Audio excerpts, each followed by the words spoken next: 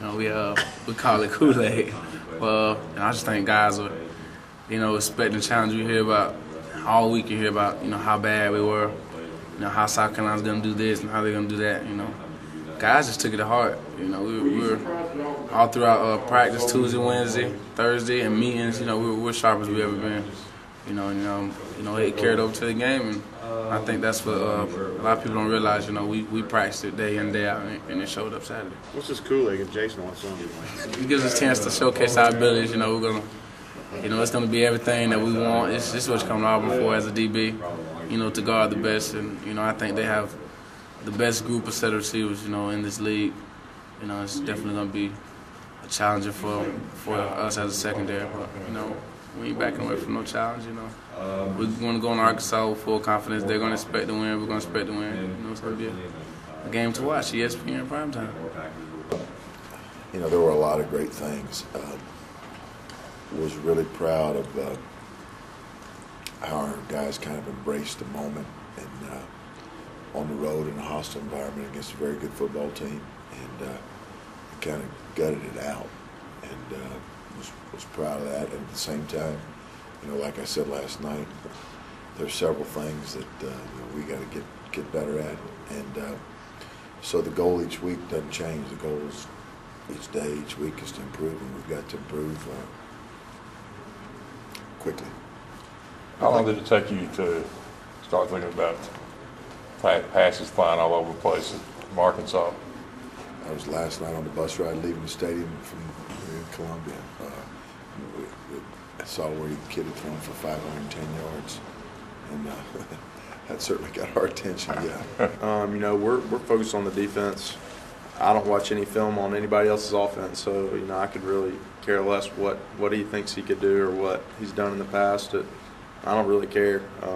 As long as the defense knows what he's doing, I'm gonna leave it up to them. Yeah.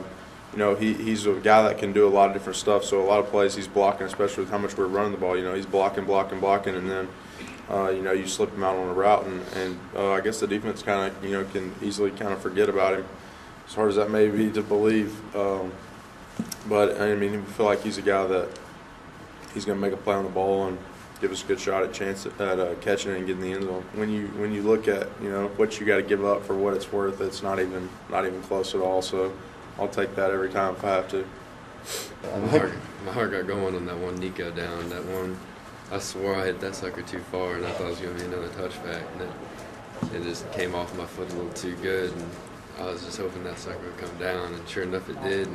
And Nico was right there like he was supposed to be, and he stopped it on the one. And I was trying to give him a big old hug afterwards because I was excited for him, and he had to get out there on defense. But I mean, it's just one of those moments where it was definitely ecstatic. So.